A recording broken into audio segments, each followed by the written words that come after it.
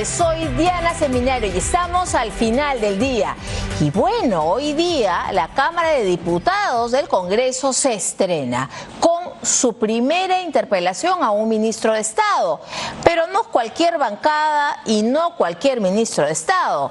Estamos hablando de la bancada de Juntos por el Perú, que ha decidido presentar una interpelación al ministro de Defensa, Rafael Belaúnde Llosa. Y ustedes se preguntarán, bueno, en estos más de 15 días o 18 días, ¿qué ha hecho Belaúnde Llosa?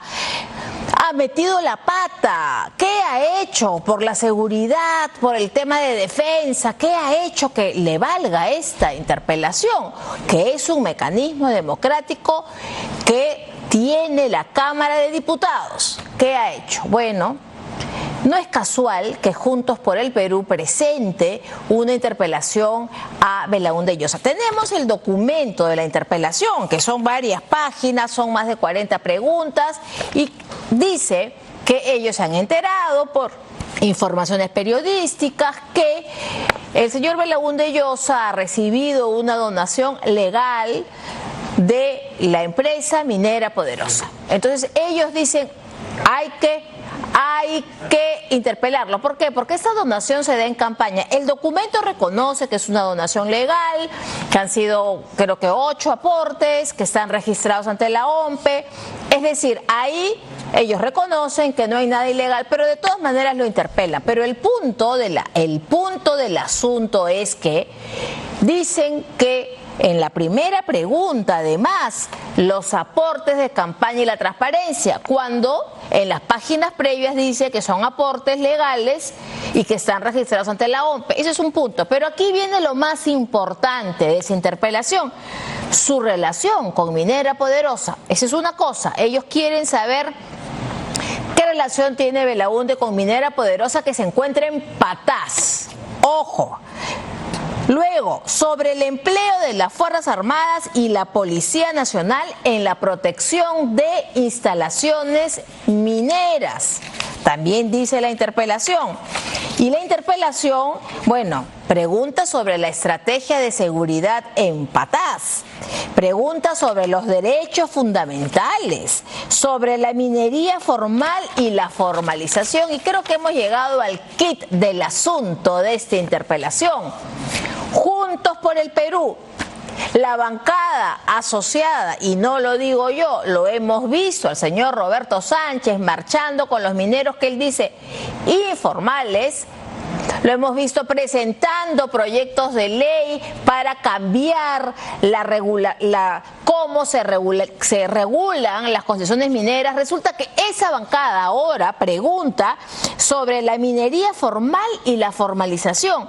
¿Cómo diferencia el Ministerio de Defensa a los mineros artesanales en proceso de formalización de la minería ilegal y las organizaciones criminales? ¿Qué coordinaciones mantiene con el Ministerio de Energía y Minas respecto del reinfo y el proceso de formalización minera?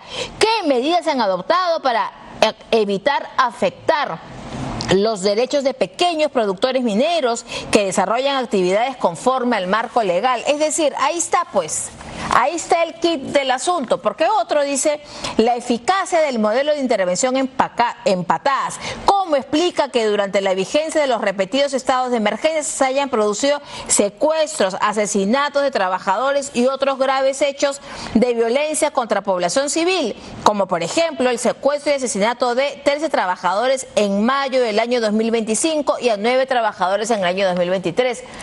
Bueno, los trabajadores daban servicio a la Minera Poderosa.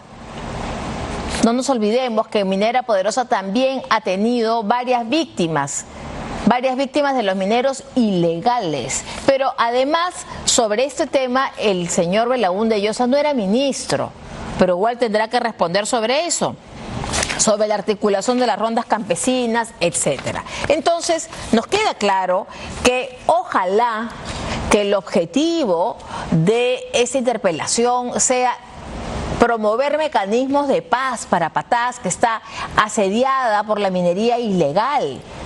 Eso sería bueno, poner los mecanismos para legalizar a los mineros informales, ¿no? Pero no, eso no le pareciera que no le interesa eso a Juntos por el Perú, porque lo que le interesa más bien es que se siga con el reinfo y no condenan. Y eso es lo peor, ¿no? No condenan los actos de violencia, porque ese asesinato que ellos hablan de mayo del 2025, que le costó el premierato al señor Gustavo Adriancén, entraron al socavón y los asesinaron salvajemente. Eso no dicen. ¿Y quién los asesinó? Que se buscan los responsables. Y hablan más bien de quieren saber las acciones que realiza el Comando Patás. Como que si las Fuerzas Armadas y Policiales les fueran a dar pues a esta bancada que tiene los nexos con la minería ilegal e informal toda la información. La verdad que seguramente el ministro de Defensa, que tiene todo el derecho de defenderse, y por supuesto la bancada de Juntos por el Perú tiene todo el derecho a hacer las interpelaciones que quieran y que requieran, pero también no hay que mirar solo pues ya la interpelación, no, hay que mirar un poquito más y qué hay detrás. No es casualidad que la primera interpelación sea el ministro de Defensa por el tema de una minera que es formal, que como muchas empresas peruanas formales pagan impuestos. Seguramente que Minera Poderosa tendrá muchos defectos, seguramente que Minera Poderosa, por supuesto, debe tener algunos asuntos que mejorar, por supuesto. Aquí no se trata de defender a unos ni a otros, pero de lo que se trata es de decir claramente lo que nosotros percibimos que hay detrás de esta interpelación. Eso es todo. En democracia, por supuesto, la bancada de Juntos por el Perú ha sido elegida, han puesto representantes y tienen todo el derecho de presentar las interpelaciones que deseen.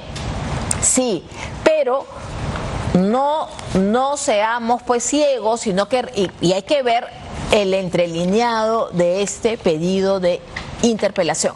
Ahora, por otro lado, ya en el tema más político, eso también es una medición de fuerzas, ojo. En diputados, la izquierda tiene mayoría y es en diputados donde se hacen las interpelaciones y las censuras. Alguien le dijo, una comunicadora le dijo cierta vez al ahora diputado Ernesto Zunini que ellos, si querían, podían interpelar a todo el gabinete y seguramente tienen todo el derecho de hacerlo, pero nada más queremos dejar anotado que no es casual que la bancada Juntos por el Perú, ligada a la minería informal y por qué no también ilegal, su primera acción política en el Parlamento sea dirigida al ministro Rafael Belaúnde y poniendo el tema sobre la mesa de los aportes de campaña que le ha hecho a su partido Libertad Popular la empresa Minera Poderosa. Eso es el comentario y creo que hay que, por supuesto que vamos a hacer toda la cobertura del caso y ojalá que los parlamentarios de Juntos por el Perú vengan, están invitados al final del día para que nos expliquen los detalles de este pedido de interpelación, que por supuesto va a seguir su curso en el Parlamento, porque estamos en democracia y esa es la democracia, esas son las reglas del juego de la democracia. Dicho esto, hoy día también la presidenta Keiko Fujimori y el ministro de Economía, el doctor Elmer Cuba, han hecho un anuncio y este anuncio va dirigido al tema de subsidios focalizados para combustibles. Como ustedes saben, ha habido un paro hasta hoy en Pucallpa. Un paro por el alto precio de los combustibles que estaban afectando, por supuesto, a los pequeños transportistas. Y hoy día se ha dado este anuncio. Escuchemos lo que ha dicho la presidenta Keiko Fujimori. Por eso, el gobierno ha decidido actuar y lo haremos con responsabilidad y orden. pero quiero que sepan que en primer lugar se va a aplicar un subsidio focalizado a quienes más lo necesitan. Me estoy refiriendo a los transportistas de carga y pasajeros. Ese subsidio estará en un rango entre el 15 y al 20%. Y por primera vez en la historia, este subsidio incluirá también a los transportistas fluviales y a los mototaxistas. En el caso del proceso para recibir este subsidio focalizado para los mototaxistas y los dueños de pequepeques, el periodo puede ser menor. Aquí va a ser bien importante el apoyo de parte de los alcaldes, ¿no? Porque si los alcaldes nos ayudan, Elmer, y resuelven, nos entregan la relación, esto podría empezar a utilizarse en 3 días, ¿no? Entonces aquí lo primero es que vamos a hacer el llamado a los alcaldes. Bueno, la presidenta hace el anuncio, pero el ministro de Economía, Elmer Cuba, da el detalle. Veamos. La República vamos a dar un subsidio al uso del diésel para transporte masivo de carga y de pasajeros en todo el Perú. Asimismo, en Lima Metropolitana y el Callao, el mecanismo se mantiene, ¿no? Solamente cambia la parte más técnica, que es por kilómetro recorrido, pero el subsidio en montos absolutos y en montos porcentuales es el mismo. El primer tipo de subsidio directo focalizado va a salir mañana, o sea, va a estar operativo ya los próximos días y va a ser efectivo en toda la República. En cambio, este segundo subsidio a los pequepeques, digamos, a los mototaxis, va a demorar todavía unas 3 semanas más. ¿Por qué? Porque es un sector que todavía no está registrado. Entonces vamos a aprovechar para registrarlo rápidamente en una plataforma tecnológica y puedan recibir también este subsidio focalizado directamente a su aplicación o un depósito en el Banco de la Nación. Esa segunda parte ya en la selva va a demorar, como dije, por un tema de registros. En cambio, el otro... Bueno, ya está con nosotros el economista Carlos Adriancián, a quien le agradezco sinceramente su presencia hoy en Al Final del Día. Buenas noches, Carlos, bienvenido. Encantado de estar acá. Bueno, ¿esta es una buena salida, el subsidio focalizado de 3 meses, o se pudo encontrar otra medida para aliviar, sin duda, esta situación que viene afectando, y no por cuestiones internas, sabemos que es por la guerra y todo el tema del estrecho de Hormuz? Yo entiendo la buena intención que puede tener el gobierno en tratar, como dijo la presidenta, de enfrentar un problema, solo que la medida no funciona.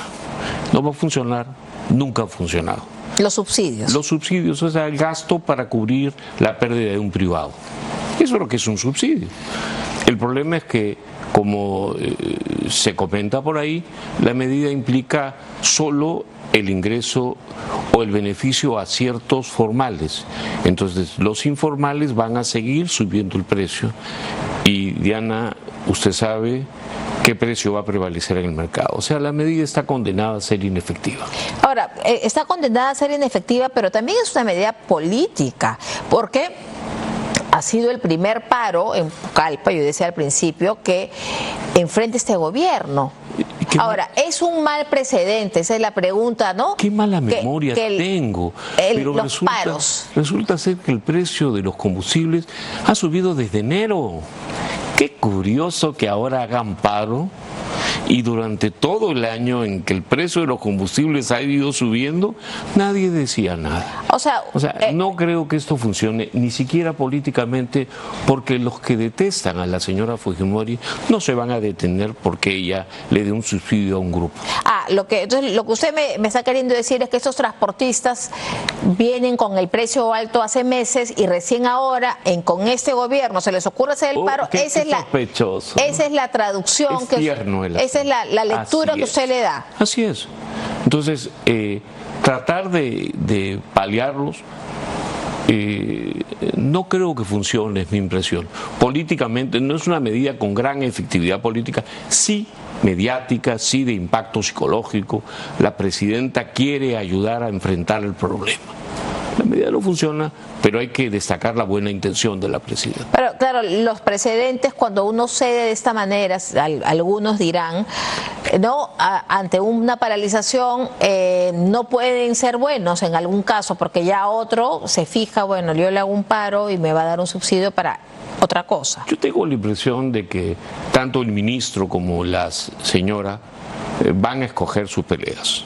En las que a veces en las que van a decir sí o no, y reconozco la buena intención, solo que digo lo que es simple. Ahora, pero los controles de precios y los subsidios enfocados rara vez son enfocados, rara vez son temporales. Ahora, hay colegas que más bien sí han coincidido con esta medida. Claro. Hoy día he visto, por ejemplo, la declaración del exministro de Economía, David Tuesta, que decía que, claro, mientras se mantenga en ese parámetro de 3 meses y focalizado, no le parecía una mala medida. Mientras se acerca a cero, a pequeñísimo, a inexistente, no va a hacer daño.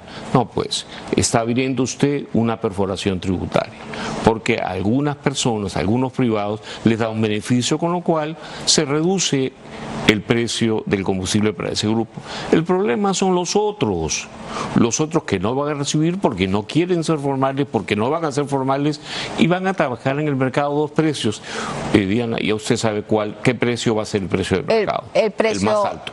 Como en el caso de los combustibles y Petroperú, con un superprecio y los demás se acomodan inmediatamente y ganan gracias a Petroperú. Ahora, pero hay un tema importante que más allá del impacto económico, que es importantísimo que puede tener esta medida, hay un tema que ha dicho el ministro Cuba, que es la primera vez que le van a dar el subsidio a los pequepeques, ¿no? Que son básicamente el transporte fluvial en la selva.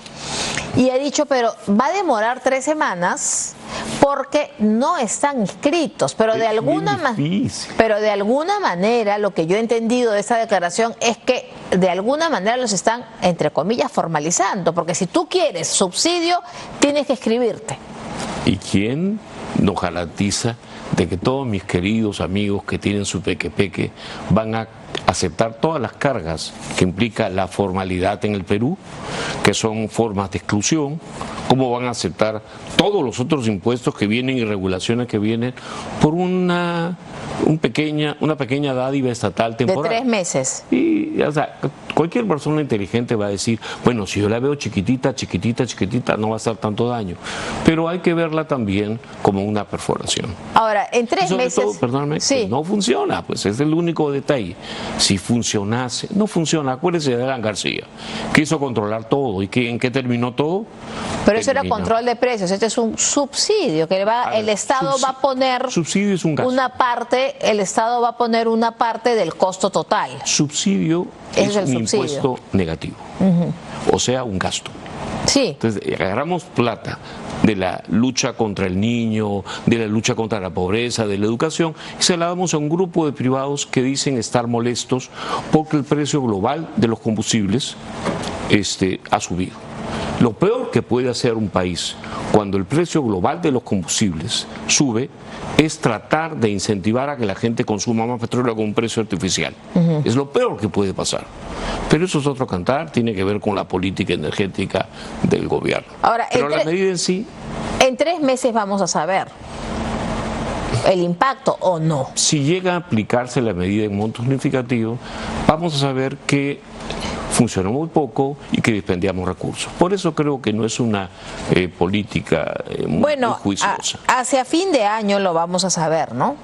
Ahora, ya que ha tocado el niño, ¿no? Y se le quitan recursos del niño, pero claro, el niño en sí mismo va a traer un impacto económico, va a traer un impacto negativo que, sobre todo en la agroindustria, ayer yo hablaba con Gabriela Amaro de AGAP, y también en empleos, porque la gente, desgraciadamente, cuando se ve afectado, podría empezar a recortar puestos de trabajo. A ver, como en todo niño, lo primero que hay que preguntar es de qué tamaño es el joven. Bueno, porque según algunos expertos, es 10 veces más grande que el de 1983, que contrajo el producto de más de 10 puntos. Es decir, este super niño tendría impactos posiblemente no solo enfocados en las zonas más descapitalizadas y pobres de la costa norte, sino todo el Perú. Por lo tanto, no hay que tomarlo como un niño inocuo, no, nadie un dice, niño coquetón. todo es lo contrario. Una monstruosidad de niño. Hoy día Entonces, en la portada del Comercio, y es un informe que ayer también dábamos a conocer acá, que se prevé que es el más fuerte de los registrados desde 1950. Es decir, más fuerte que el del 83, más fuerte que el del 98 y más fuerte que el niño costero del 2017. Hay una frase muy juiciosa que dice: el que sabe no predice, y el que predice no sabe. Andan haciendo muchas predicciones y yo espero que la sugerencia del ministro de Economía, cuando dice que no va a afectar a la economía, se va a deber a que el niño sale pues una decepción de niño, un niño suave que no haga daño, pero todo parece indicar por la temperatura que viene una monstruosidad. Y acordémonos de la historia peruana. Hubo el año 83 algo mucho peor que el niño, el accionar del gobierno. Nos mandaron a ser un país casi africano. El producto por persona del Perú, a fines de los años 90, era 30% más bajo. A fines de los 80. No, de los 80. Estoy hablando del niño del 83. Como lección para lo que viene. El gran fenómeno del niño, donde los índices de IMARPE, de daño climatológico y de daño hídrico tocan sus picos, y que los expertos dicen que son chiquitos en comparación con el que viene, fueron terriblemente dañinos en la economía. Mataron alrededor de 600 personas, destruyeron viviendas. El norte peruano, el seminario sabe perfectamente cómo quedó. Por supuesto, y no se recupera. Porque el gobierno actuó pésimamente. Porque cuando hay niño, es natural. El gobierno, el gabinete que tenía el presidente Belaúnde, que en esa época era de primera, Manuel Ulloa, Carlos Rodríguez Pastor, en su momento el mejor ministro de Economía de la historia de América Latina, pero frente a un monstruo total, en un Perú post-velasquista, destruyó el país. Hubieron todo tipo de ejercicios de corrupción, cayó la economía, cayó la inversión, y después lo peor, en medio del gobierno de Alan Izquierda Unida o Izquierda Unida y el APRA, caímos a ser el país africano de América Latina. Claro, hay que aprender de nuestra historia. La diferencia con este niño es que por lo menos estamos mejor parados económicamente. Tenemos entre 2 y 3 veces más producto por persona, o sea, entonces, que es muchísimo decir. Claro, a eso voy. En el 83 estábamos saliendo de los gobiernos militares y estábamos recién un poco caminando, ¿no? Y vienen y nos arrasan. Aquí también estamos saliendo de la izquierda, por favor. Pero con de estos tipos. Pero con otra situación económica, ¿no? Una situación económica mejor, pero con muchas cosas escondidas. Cada día la señora Fujimori y el señor Cuba descubren barbaridades, la forma como se ha desatendido la preparación para lo que venía, sabiéndose que venía. Debería ser sujeto de investigación. Unos dicen pues que ahí hay omisión de funciones en las autoridades. Yo eso no soy un letrado para denunciar, pero pienso que se debería investigar, y lo que es peor, hay que saber que viene grande y hay que priorizar. En este momento no es momento de subir impuestos ni de endeudarse caro, es momento de reasignar gasto, y hay mucho gasto, muy corrupto, muy ineficaz. En ese sentido, gastar en un bonito regalo a privados a nombre de la elevación de los precios por un conflicto en el Estrecho de Hormuz, me parece que no era el momento. Bueno, veremos los resultados. Pero ahora, hablando de gasto, Petroperú, el eterno gastador, el barril sin fondo de Petroperú. La mitad de las pérdidas históricas por una década de las empresas públicas peruanas cuando eran monstruosas. Resulta que ahora ha vuelto a ser el presidente del directorio, el señor Oliver Stark, y el nuevo gerente de Petroperú es Luis Alberto Suárez Carlos. Esto ha generado expectativa positiva con el nombramiento de Oliver Stark, que quiso una reorganización y que después ya sabemos lo que le pasó porque Dina Boluarte le sacó la vuelta en su cara, ¿no? Usted es bien crítico, pero ahora esta expectativa, ¿qué expectativa tiene con Petroperú? Del señor Stark. Sí, como presidente del directorio de Petroperú. Sí, sin embargo, no puedo esconder al niño. y el niño le va a hacer un bonito daño.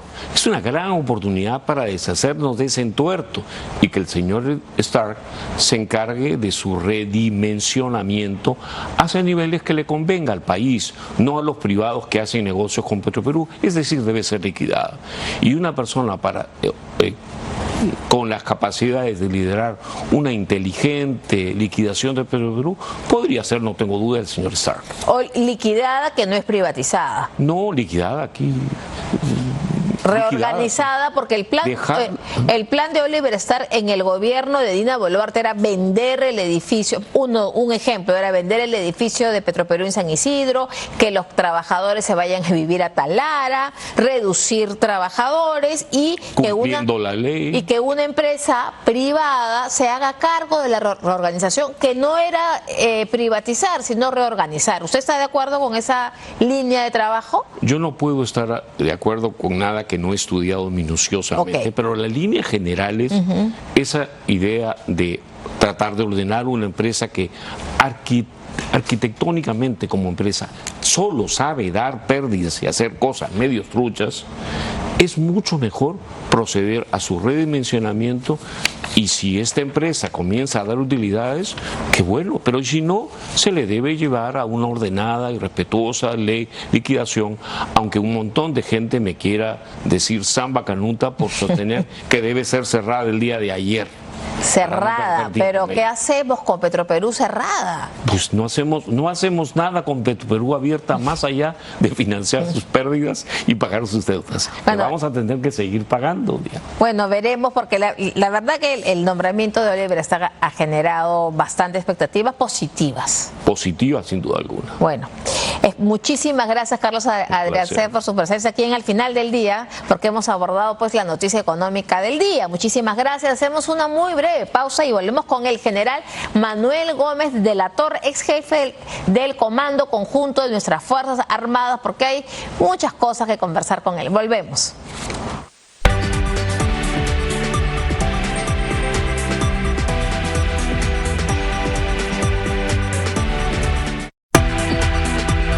Haz crecer tu dinero con Caja Piura. Hablemos menos, hagamos más. Encuentra el regalo perfecto por el Día del Niño. Las mejores marcas de juguetes a precios bajos todos los días. Moto Vintage Baby Kingdom a 179 soles y con tarjeta SIP a 159 soles. Auto deportivo Baby Kingdom a 219 soles y con tarjeta SIP a 199 soles. Encuentra esto y más en Plaza Vea, plazavea.com.p y desde tu celular en Agora Shop. De lunes a viernes, no se pierde el horario estelar de Canal N. A las 19 horas, en Portada, con Mario Ghibellini. A las 20 horas, primero a las 8, con Angélica Valdés. A las 21 horas, Cuentas Claras, con Omar Mariluz. Y a las 22 horas, Al Final del Día, con Diana Seminario.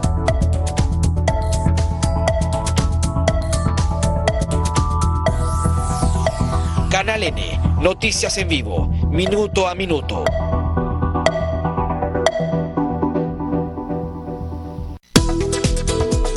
En Canal N te escuchamos. Envíanos tus denuncias en foto o video. Contáctanos vía WhatsApp al 998-131-604 y en todas las redes sociales. Mantente conectado a Alerta Noticias por Canal N.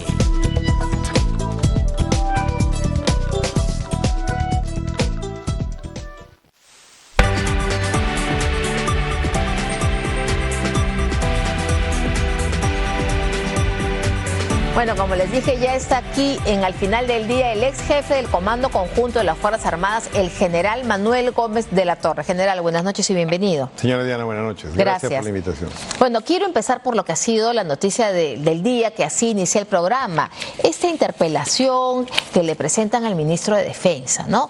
Usted debe haber conocido los motivos, ¿no? Es decir, este grupo Juntos por el Perú, que tiene todo el derecho en democracia de presentar una moción de interpelación, pero parece que les interesa mucho la situación de Patás y la situación de la minera y la situación de cómo está actuando el Comando Unificado en Patás. ¿Usted ¿Qué viabilidad le ve a esta moción? Mire, en principio sí, he leído la moción y la cantidad de preguntas y los motivos de las preguntas y muchas me parecen increíbles. Estuve escuchando también su lectura, ¿no? Yo veo aquí otra situación. Primero, yo quisiera empezar diciendo que el sentimiento de todos los peruanos ha cambiado tremendamente. Hoy tenemos esperanza en el futuro. El gobierno creo que ha empezado con una actitud extraordinaria, ¿no? Son 15 días y en estos 15 días vemos acción. Vemos que se mueve la señora Presidenta de la República, acompañada de sus ministros, está visitando a la gente siente esperanza, ¿no? Siente que se preocupan por ella. Entonces, en los primeros 15 días presentar una moción de interpelación a un gobierno que está haciendo un esfuerzo tremendo por hacer bien las cosas, no me parece correcto. ¿Usted cree que hay otras motivaciones? Por supuesto. Más allá de las políticas y de la transparencia, ¿qué motivaciones cree usted que hay aquí? Me preguntaba qué hubiera pasado si hubiera entrado el señor Sánchez como presidente y hubiera sido un ministro que, bueno, también en campaña hubiera recibido aportes legales justificados que están inscritos en el Jurado Nacional de Elecciones. ¿Hubiera sido igual? O sea, si ha sido todo legal, si todo es correcto. Y lo dicen, además, la introducción de la moción dicen que son aportes que están registrados ante la OMP y que son aportes legales. Eso lo dicen claramente. Pero suma otras preguntas, ¿no? Usted misma leyó situaciones de hace 1 año, 2 años, donde el ministro actual no tenía absolutamente nada que ver. Toca un tema, por ejemplo, de las rondas campesinas. Sí. Las rondas campesinas no corresponden a defensa, son los comités de autodefensa. Entonces, por eso el mismo nombre, no son los comités de autodefensa. Son diferentes. Ah, porque nosotros le llamamos rondas campesinas. Es diferente, comités de rondas. Sí, tienen leyes diferentes, son completamente distintos. Los comités de autodefensa dependen del Ministerio de Defensa. Las rondas campesinas tienen una dependencia comunitaria. Nativa andina, se crearon en el norte. Entonces no tiene nada que ver con el Ministerio de Defensa. Sin embargo, una gran cantidad de preguntas que podemos nosotros leer tienen esta finalidad, ¿no? Yo sí creo que atrás hay otra situación. Ya han empezado a tratar de interpelar ministros, ¿no? Y creo que a eso podemos ver que se suman otras situaciones en el país. Habló usted también del paro de transportistas. El paro, por ejemplo, en Pucallpa. ¿Motivado? Por bueno, lo dijo aquí nuestro anterior invitado, que el aumento de combustible está desde enero y que recién ahora se les ocurre hacer un paro. Usted debe tener información que nosotros quizás desconocemos. Simplemente lógica, ¿no? O sea, analizar y ver efectivamente por qué hoy, por qué recién inició el gobierno, ¿no? Hay movilización en Arequipa, mañana es día de Arequipa. Mañana es 15 de agosto, sí. Sin embargo, mire cómo se están malogrando las fiestas. O sea, ya empezaron. Hay paros, efectivamente. Definitivamente. Entonces, la idea es determinar, ¿hay alguien detrás de todo esto? ¿Hay un solo origen? Sería interesante. Sería muy interesante. Claro, y además no es casual que sea la bancada de Juntos por el Perú quien presente esta moción. Y sobre todo, acá hay una pregunta que aprovecho, general, que está usted con nosotros, sobre el empleo de las Fuerzas Armadas y la Policía Nacional en la protección de instalaciones mineras. Les preocupa mucho la minera. Creo que le preocupa más la minera que la situación de la minería ilegal. Dicen, existen efectivos de las Fuerzas Armadas destacados para brindar seguridad en las instalaciones, campamentos, plantas, accesos o concesiones de minera poderosa. En caso afirmativo, indica el fundamento legal, el número de efectivos asignados y el periodo de dicho despliegue. Esto, me imagino que las Fuerzas Armadas y la Policía tienen un despliegue en Patás, pero específicamente en la minera poderosa. Las Fuerzas Armadas y la Policía Nacional cumplen una misión constitucional. Y en realidad, permítame el término coloquial, estamos en todas, ¿no? Estamos con prevención de desastres naturales, haciendo frente a cualquier situación de orden interno, nos preparamos para cualquier amenaza de orden externo, etcétera. Y estamos desplegados a lo largo y ancho del país. No solamente estamos en Patás, estamos en La Pampa, no estamos en el Tambo, estamos en diferentes lugares. De acuerdo a la disposición gubernamental, normalmente en apoyo a nuestra Policía Nacional, que es lo que corresponde. Ahora, quiero hablar con usted del Plan Escudo. Usted también lo tiene que haber escuchado. Y el Plan Escudo consiste en reforzar la seguridad. El Plan Escudo, Policía Nacional y Fuerzas Armadas, en reforzar la seguridad en paraderos de Lima Sur. Se han dispuesto de 4.000 efectivos. Pero ya hay críticas de que esto no está funcionando. Realmente hay efectividad en un trabajo de las Fuerzas Armadas con la policía para este caso concreto, los paraderos de transporte urbano, o cuál cree usted que debería ser la estrategia. Pienso que cada situación genera un análisis, ¿no es cierto?, siempre sobre la base de inteligencia. Siempre, esa es la apertura. La mesa la pone la inteligencia. Y luego se estructuran los planes y la forma de acción. Yo creo que cumpliendo con la idea que tiene el gobierno, ¿no?, de hacer de que se vea de inmediato el trabajo, interesante porque el plan va a generar un control territorial inmediato. Es inmediato, no se puede negar. De igual manera, hay una disuasión visible, ¿no es cierto? Es visible. Ahora, claro, uno puede elucubrar y decir, bueno, ¿y esto cuánto va a durar, etcétera? Dejemos que la conducción lo defina, pero yo considero que es un espacio de aliento que va a generar que el Ministerio Interior, la Policía Nacional, ¿no es cierto?, se ordene en las nuevas disposiciones que hay, mejore el trabajo de la inteligencia, y a través del trabajo de inteligencia, que es definitivamente el que tiene la prioridad aquí, van a comenzar a detectarse cabecillas, organizaciones, lavado de activos, y va a ser diferente. Entonces, esta situación, como debe ser, es temporal. ¿Cómo asume usted esta crítica? Porque cuando la presidenta Fujimori, en su discurso, y luego se está esperando el pedido de facultades legislativas, dijo que en los lugares de emergencia, en los estados de emergencia, las Fuerzas Armadas con la Policía Nacional iban a tomar el control de la seguridad. Y entonces los críticos a esta medida y los analistas dicen que las Fuerzas Armadas no están hechas para velar por la seguridad ciudadana, porque ¿qué pasa si disparan, que matan a un civil? Se han puesto en ese escenario. Pero usted, que ha sido del Comando Conjunto de las Fuerzas Armadas, ¿cree que es viable que las Fuerzas Armadas participen en el tema de seguridad ciudadana? Mire, es el extremo. El extremo. Pero es constitucional. Ya la Constitución lo establece. La finalidad, artículo 135 de las Fuerzas Constitucional de las Fuerzas Armadas, es garantizar la independencia, soberanía e integridad territorial de la República. Pero las Fuerzas Armadas tienen 4 roles constitucionales más, ¿no? Y todos son de apoyo. Apoyar a la Policía Nacional en el control del orden interno, participar en la política exterior, nuestros cascos azules, participar en la gestión de riesgo de desastres y participar en el desarrollo. Entonces, sí es constitucional.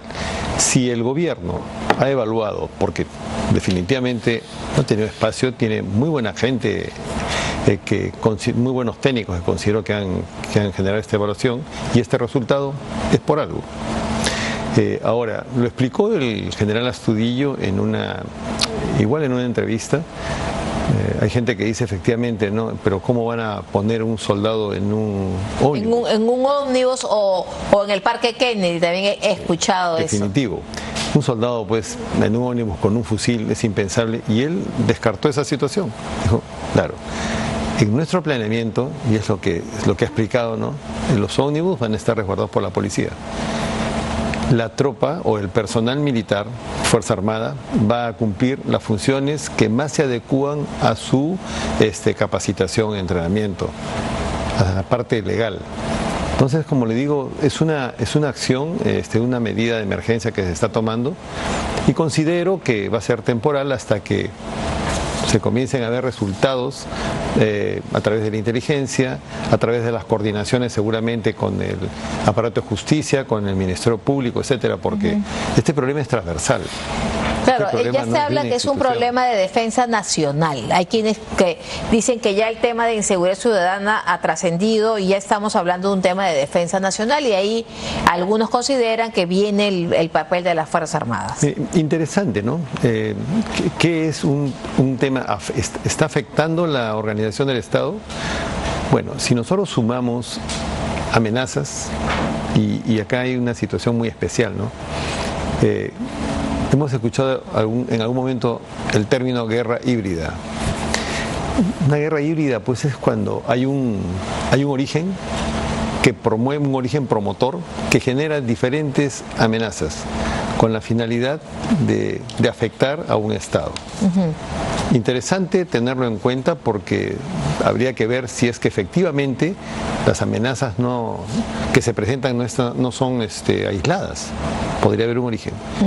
De todas maneras, el Estado tiene la capacidad de enfrentarlas, ¿no? A través de sus diferentes sectores. En este caso, si se ha decidido que el Interior, como corresponde, actúe con el apoyo de la Fuerza Armada, sí, es legal.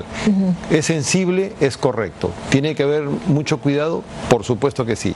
Yo estoy seguro que se han tomado absolutamente todas las medidas para minimizar cualquier tipo de riesgo.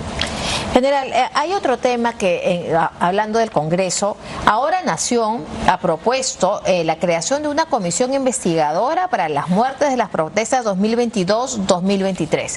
Usted era presidente del Comando Conjunto cuando Pedro Castillo dio el golpe de Estado. Usted estaba al mando del Comando Conjunto con ese comunicado que, por decirlo en términos coloquiales, desobedecieron, porque era un golpe de Estado el de Pedro Castillo, y las Fuerzas Armadas no apoyaron al golpista en esa oportunidad.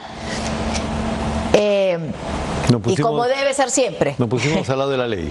Como debe ser siempre. Las Fuerzas Armadas tienen que estar siempre al lado de la ley. ¿Cómo? Y usted estaba al mando del Comando Conjunto durante las protestas del 2022, donde hubo muertos en Ayacucho. Usted ha declarado ante la Fiscalía y ha dicho que usted no dio ninguna orden operativa de esto, específicamente en el tema de Ayacucho. Usted ha estado hasta 5 horas, me parece, declarando en una fiscalía, ¿no?, sobre este tema. Diferentes fiscalías, diferentes... Y varias horas. Varias fiscalías, porque son varias denuncias y son varias investigaciones. Inclusive hay una, junto con los comandantes generales y otras personas del Ministerio de Defensa, que se nos denunció por nosotros dar golpe de Estado. Increíble. Ha terminado ese caso, bueno, terminó en febrero o marzo de este año, pero es increíble. O sea, el golpista fue Pedro Castillo, pero a los que dijeron no al golpe los acusaron de golpistas. Exactamente. Pero en ese tema concreto, por un lado ahora Nación dice que se cree una comisión investigadora en el Congreso. Por otro lado, el congresista Muñante hoy aquí en Canal N ha dicho que eso se busca politizar, que porque ahora que ya no es presidenta Dina Boluarte, que se le investigue, dice Muñante, o que se cree una comisión externa. ¿Usted cómo evalúa, cómo toma estos pedidos de investigación? Yo creo que cada poder del Estado, igual constitucionalmente, tiene funciones y responsabilidades. Nosotros estamos siendo investigados. Hoy todavía está en investigación en el Ministerio Público. Si se determina que hay los motivos suficientes, pasaremos, ¿no es cierto?, al Poder Judicial. Sin embargo, fueron varias denuncias distintas que han ido cambiando de tono. Por ejemplo, en algún momento las primeras denuncias fueron por genocidio. Es fácil abrir un diccionario y determinar qué genocidio, ¿no? Pasaron a ejecuciones extrajudiciales. Es algo descabellado. Usted ha visto que hace poco, no es el caso de nosotros, sino un caso mucho anterior, pero un juez ha comparado a la Fuerza Armada peruana con los nazis y ha comparado los juicios de hoy con los de Nuremberg. Y yo creo que eso, y si me permite esta tribuna extraordinaria, es inaceptable. Somos una Fuerza Armada que pertenece a un país civilizado y sobre nuestra espalda siempre hemos tenido lo principal, y en nuestro cerebro y corazón, la seguridad y el cuidado de nuestra población. Eso está delante de todo. Si en una situación determinada hubo algo que, bueno, salió de lo que esté establecido, definitivamente las investigaciones determinarán las causas, ¿no? Pero nosotros tenemos una estructura total y son diferentes niveles. Somos nivel estratégico nacional, nivel estratégico militar, nivel operacional, nivel táctico. Todos hemos pasado por los diferentes niveles, ¿no? Entonces, tratar de involucrar a todos, absolutamente a todos, incluso a quien dirige la nación, en una situación básica, creo que es exagerar, pese a los problemas que han habido, ¿no es cierto? Es buscar la sinrazón para castigar a quienes están en contra de los intereses que podrían lograr aquellos que quieren capturar a nuestro país. Entonces, ¿usted está de acuerdo en que hayan todas las investigaciones y ustedes estarán ahí respondiendo? Estaremos respondiendo, pero creo que hay diferentes responsables de esto, porque si cada vez que se le ocurre a alguien van a crear comisiones y nuevamente vamos a pasar por lo mismo, vamos a estar como varios de mis camaradas de armas de muchos años. ¿Cuántos años va a durar esto? ¿No? Yo creo que la justicia es justicia cuando actúa como corresponde para todos. Ok, muchísimas gracias, General Gómez de la Torre, por su presencia al final del día. Muchas gracias. Hacemos una muy breve pausa y volvemos con el doctor David León, abogado de Nadine Heredia y Ollanta Humala. Volvemos con él.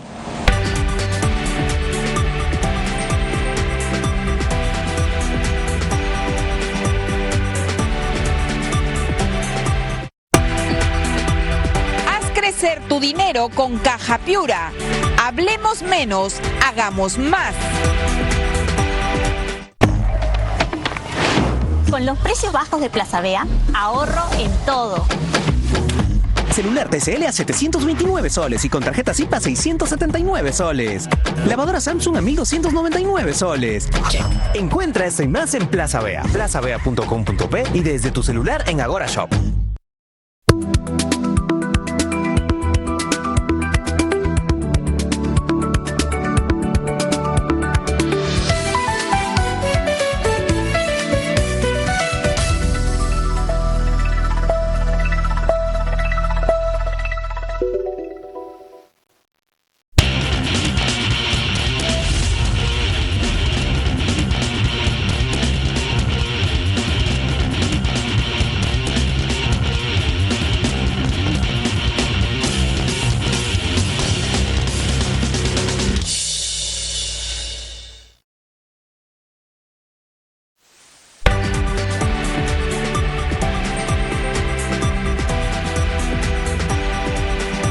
Bueno, ya estamos con el doctor David León, que es el abogado de la señora Nadine Heredia y de Ollanta Humala. Buenas noches, doctor, bienvenido.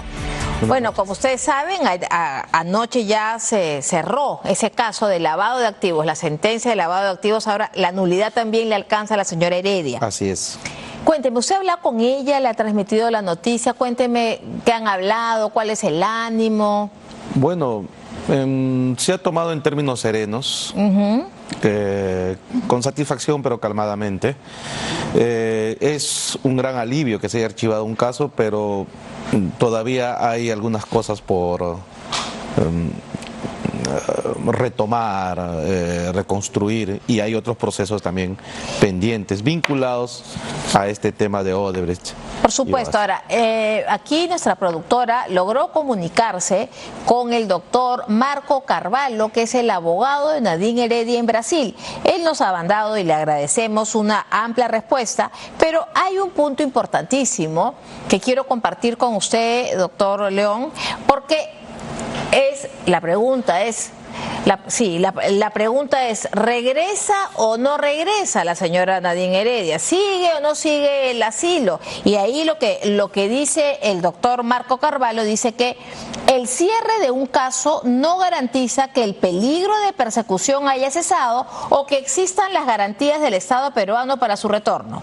Más aún, porque a raíz del proceso de lavado de activos, que era débil al no ser delito, la Fiscalía peruana involucró a la señora señora Nadine Heredia en 2 investigaciones que aún están activas, como son el gasoducto y centro de convenciones. En la lógica perversa de que si existió un aporte, entonces tiene que estar involucrada en los proyectos usando una especie de figura inexistente como es la llamada precoima. Por lo tanto, la sugerencia de la señora Nadine es que no retorne hasta que se den las garantías absolutas de que no volverá a ser perseguida en el Perú. ¿Coincide usted con el doctor Carvalho? Claro, alguna vez, hace poco en una entrevista también le comenté esta situación de que todavía no se podía establecer que los problemas legales se hayan resuelto. Usted me dijo aquí hace un par de semanas que usted le recomendaba que no regrese. Por el momento, hasta que no tengamos esta seguridad de que se van a respetar sus derechos permanentemente. Pero el doctor Carvalho da un paso más, doctor. Él habla de una persecución política y yo le pregunto a usted, estamos en una democracia, ¿no? Vivimos en democracia. ¿Quién perseguiría políticamente ahora a la señora Nadine Heredia? Lo que pasa... porque hablar de persecución política es bien serio. Claro, lo que pasa, y no quiero explicar las palabras del colega, pero le voy a manifestar lo que ha querido sostener siempre el expresidente, incluso cuando salió de la prisión. Este caso se arma en un contexto político. Ese es el origen. En el caso del 2006 se creó la leyenda urbana. Como parte del conflicto político se argumentó un neochavismo en el Perú, etcétera. Y en el caso de Odebrecht fue una persecución política que no solamente lo sufrió el señor Ollantumala, también lo sufrieron otros partidos políticos. Líderes políticos también. Y líderes políticos también. O sea, el contexto estuvo. Nació así, ese fue el corazón del caso.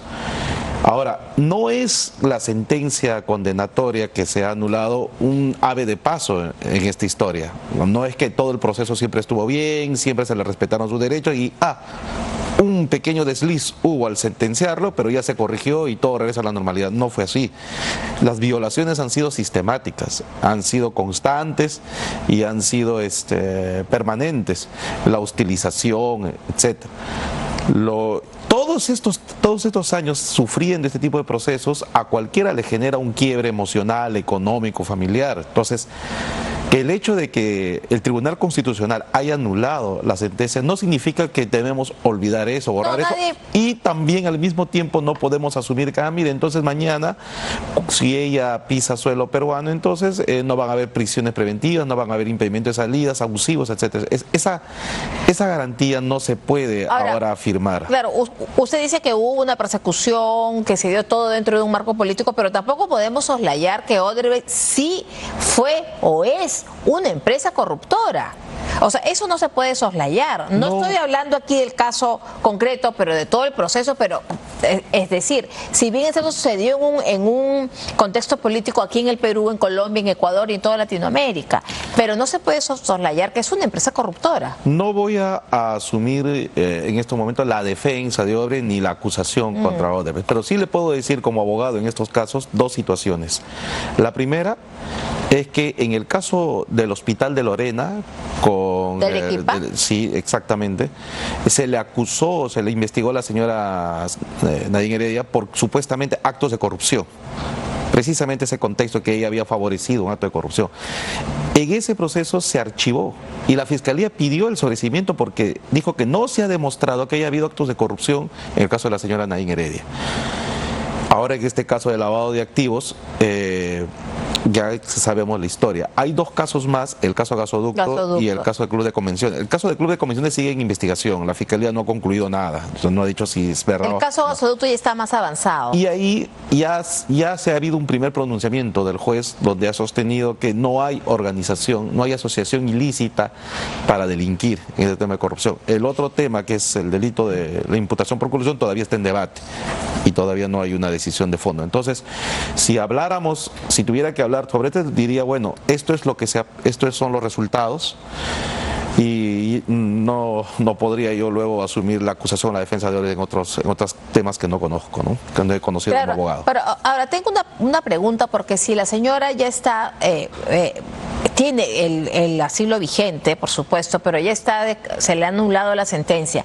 En otros casos, el hecho de que con una sentencia anulada ella no busque volver, ¿no la podría perjudicar en otros casos? Es una pregunta absolutamente lega para el abogado de la señora. Ella no está en una calidad de prófuga, así que los otros procesos no la pueden considerar así. Ok. Eso sería violar las reglas del Tratado del Asilo, efectivamente. Su condición está amparada por las reglas de derecho internacional, por la Convención de Caracas. Entonces, ese tema en los otros procesos no se puede usar en su contra como una intención de... O sea, el hecho que no regrese. Exactamente, porque su estatus de asilada se mantiene. Claro, distinto sería que ya no lo tengan, ¿no? Pero mientras lo tengan, no pueden argumentar ni peligro de fuga, ni obstrucción, ni nada por el estilo. Pero, por ejemplo, en Brasil van a haber elecciones. El gobierno de José Ignacio Lula da Silva es el que le ha dado el asilo. ¿Están contemplando el escenario político que el presidente Lula da Silva ya no sea reelegido y asuma otro gobierno, otra tendencia política y decida revocarle el asilo? ¿Esa figura se puede dar o la están contemplando? Bueno, es una pregunta más propia para el doctor Carvalho, que es el abogado que está ahí en Brasil, pero por ahora ese es el estatus y no podría yo especular sobre esa situación futura. Ahora, el presidente Ollanta, que ya está en libertad y que todavía tiene los casos gasoducto y Centro de Convenciones de Lima, igual que su esposa, no tiene ningún impedimento, no tiene ninguna restricción. ¿Estaría evaluando salir del país para ir a hacerle una visita a su esposa? Mire, eso es un asunto muy personal porque es una decisión que le correspondría a él hacerlo, pero ahorita la prioridad que él tiene es de retomar el vínculo familiar y también reconstruir muchas cosas que ha perdido y se les ha perjudicado y que aún todavía está él empezando a ordenar y reordenar. Entonces no es un tema que esté en prioridad. De viajar. El viajar no es un tema que está en prioridad. Exacto, no lo podemos descartar, es una decisión personal, pero ahora la prioridad es más bien enfrentar los otros procesos, porque hay otros procesos más importantes y hay que seguir en la batalla, y para esa batalla el expresidente va a estar en el Perú y lo va a afrontar. Claro, son otros dos. Ahora, pero los consejos del abogado, ¿qué le dicen? Mejor no te vayas y prioriza acá tu batalla legal. Esa es la recomendación. La recomendación siempre ha sido enfrentar los procesos judiciales y la decisión personal que él tiene también es de enfrentarlo personalmente, o sea, en el país en persona. Pero siempre respetando las reglas legales, ¿no? En tanto la ley le permita poder viajar, lo hará si es su voluntad, y si no se lo permite, la ley no lo hará. Bueno, muchísimas gracias, doctor León, como siempre. A ustedes. Gracias por su presencia al final del día. Muchas gracias. Muchas gracias. Con sus consultorios móviles, la Liga contra el Cáncer recorre rincones olvidados del país, llevando prevención y detección temprana del cáncer, porque el 95% de los casos detectados a tiempo tienen cura. Dona al 955-916-736 o en ligacancer.org.pe. Ayúdanos a llegar más lejos y a tiempo. Muchas gracias por acompañarnos esta noche en Al Final del Día. Los espero el lunes aquí a las 10, pero este domingo también a las 7 de la noche en Mesa de Prensa. Que tengan un excelente fin de semana. Chao.